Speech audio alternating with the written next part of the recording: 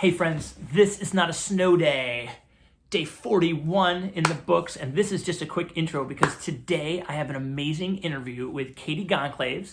She is a former teacher, now a stay-at-home mom. She is married to somebody whose job has been impacted by Corona-19 response. She is also the head of social engagement for Detroit Moms, a blog collective. And so she's got a ton of perspective and a lot of great advice. And we are going to go to her interview now. As always, subscribe down below, turn on the notifications so you know when we have new videos coming out. This is not a snow day, and I want to know what you want to hear about because this is our new normal. Thanks for tuning in. Enjoy the interview with Katie. Here with Katie. And there we go. We just balanced out. Katie, how are you? Great. How are you doing today? I'm really, really well. Thank you so much for coming on. What I've been hoping, and we were talking about this a little bit beforehand, was just giving an opportunity to maybe share your perspective a little bit, and also maybe your perspective is something someone else can identify with and feel a little bit more comfort, because we don't have people to interact with the same way we used to have people to interact with. We sure don't. No, and that's been pretty tough. For sure. So you are, you've chosen to stay at home. You were a ninth grade teacher, which talk about tough. I feel you. I know. You are also a swim coach. You live a very social life, and now you are home with your 4-year-old daughter, Michelle. Yes. So tell us a little bit about how that's going and what you've learned, what's working, what's not. Tell us a little bit about what you guys do during the day. So just to get a little, I guess, background or perspective, she was going to preschool 3 mornings a week, and she was there for 4.5 hours each time. So I had a pretty good chunk of time and a pretty good rhythm of things going. So when the stay-at-home order started, it was a complete 180. As far as how do then I manage my responsibilities of things that need to get done on top of her being around, normal, ordinary things, adult things like laundry and going to the grocery store, things like that. Yeah. So now, being that we're staying at home, I am doing all of her homeschool activities preschool wise, which I was completely unequipped for, being a ninth grade teacher. And my whole shtick the whole time I was teaching was, I don't want to feel responsible for teaching somebody numbers and letters. That's pretty, building blocks type stuff. And now here I am.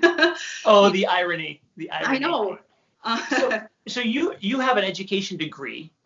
I do. And yet when faced with educating someone out of your certification, pretty daunting, right? It sure is. So what did you have to pick up along the way there? What did you have to do? Well, I know now for preschoolers, a lot of it is just being creative with the things that you have. A lot of it is, taking something that seems so basic to you, and it's mind blowing to them because everything is brand new and everything could be a challenge. Everything could be a different way of seeing something. So just, breaking those things apart and coming up with new ideas. And over time now it's become easier because I've realized I don't have to be so hard on myself because everything is learning for her. I love those two things that you just said. One being that it's been over time. So would you say that your homeschooling at the start of this looks a lot different here on day 41? Oh, 100%. I was the mom at the beginning with the timetable of, activities through the day, not color coded, but I wrote it out just to give us some idea. But now I've realized, everybody's having good days and bad days, and that includes the little ones. And some days she wakes up and it is a no-go. It is not happening today. So we just kind of reset, feel it out, and maybe we don't do school in the morning, we do school after lunch. So it's kind of a go with the flow type of situation. Sure. How did having one student who was also your child affect the way you felt, either your success with her or when you were having those rough days early on? How did that affect you as a person? I definitely felt bad. I felt bad about myself because, one, I felt like it shouldn't be hard. I used to teach ninth grade students how to write essays and read novels.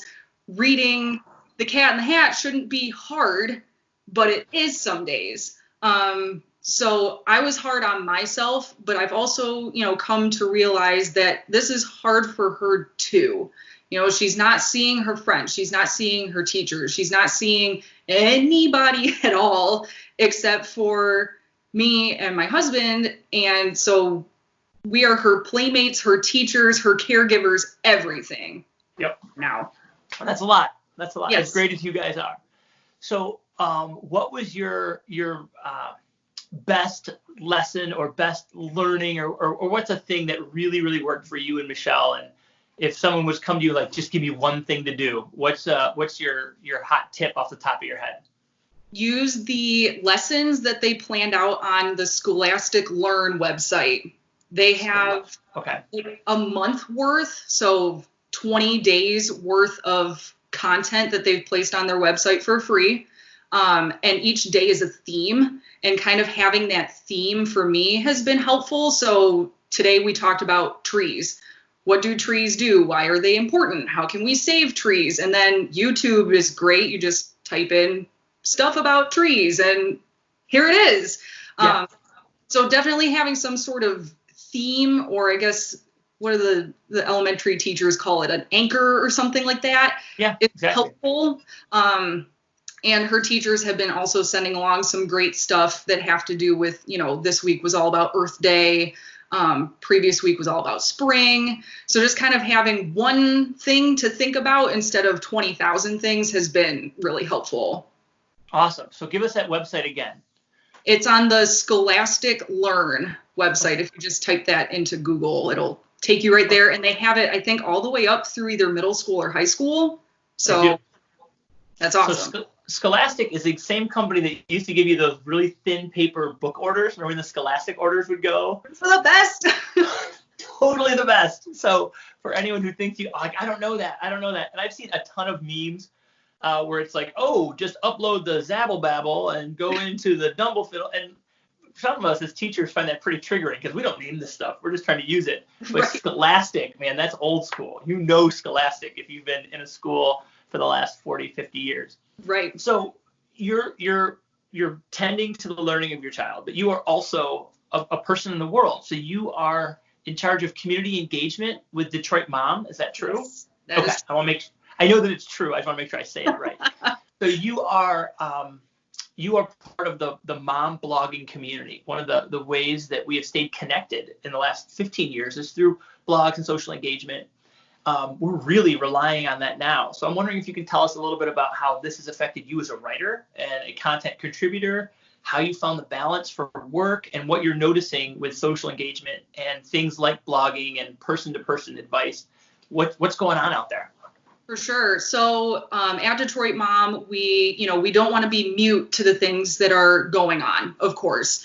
They are important and our lives have completely changed. So from a content perspective, we are primarily putting out content that is relevant to, staying at home, being in a lockdown or quarantine type situation. We've been putting out a lot of guides to try to help people, especially locally here in the Detroit area, giving ideas of, the restaurants that are still open so we can support our small businesses, things like how to celebrate a birthday when you can't get out, bakeries that are open, giving moms different ideas for, homeschooling and resources that way. So we've been really content heavy on that side of things.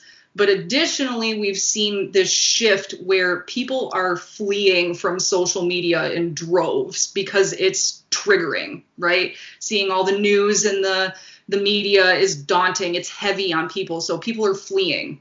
So from my end of things, we have 16 community Facebook groups that we run for different types of moms.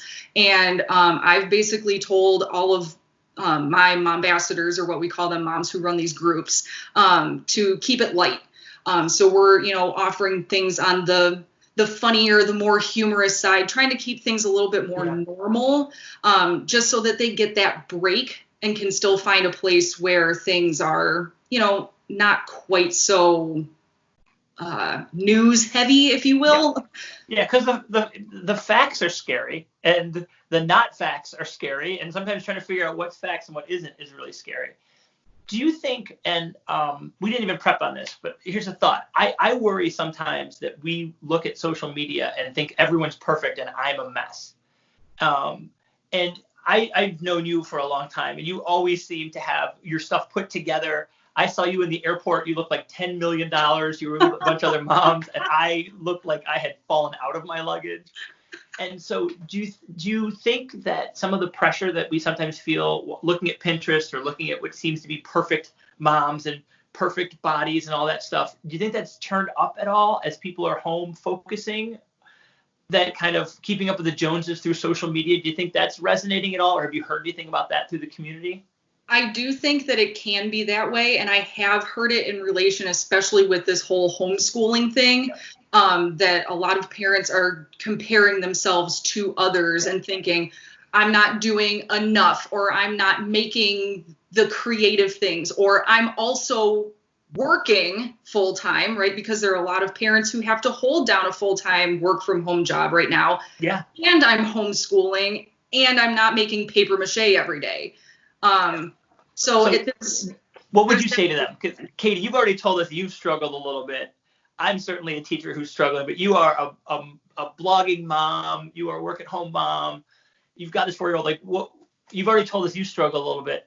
What would you say to people who are feeling bad about themselves as they think they're seeing into other people's lives through social media? What would you say? The only thing you have to do today is the best that you can do. Yes, exactly. Straight from an influencer. We have a real live influencer telling us this stuff. Put a meme line on the top of my head. I'm not sure what the hashtag is, but I appreciate it. Hashtag yes, what you just said. So the last thing I want to talk about, and this is very Metro Detroit, is that your husband, Louis, works for the big three, for one of the big three. He's with General Motors. Yep. And his job has drastically changed because you were sharing with me, he volunteered to be part of the ventilator team. Yes. And so I want to thank him and for doing that, but also how has your family dynamic changed, and what pressure points are you feeling there as other people's work has changed? Because some of us are all home together.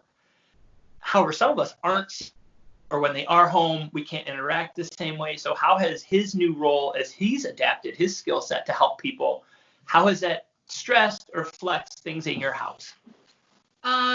It's definitely been a little bit more of a stress because his meetings are, or they were for the last couple weeks, very early in the morning and then even right after dinner time.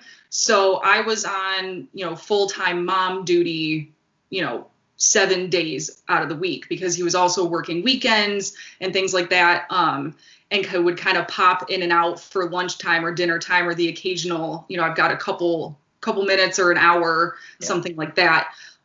So it's definitely been stressful, but on a positive side of it, it feels a little bit more normal where he would be gone throughout the day, typically going to the office.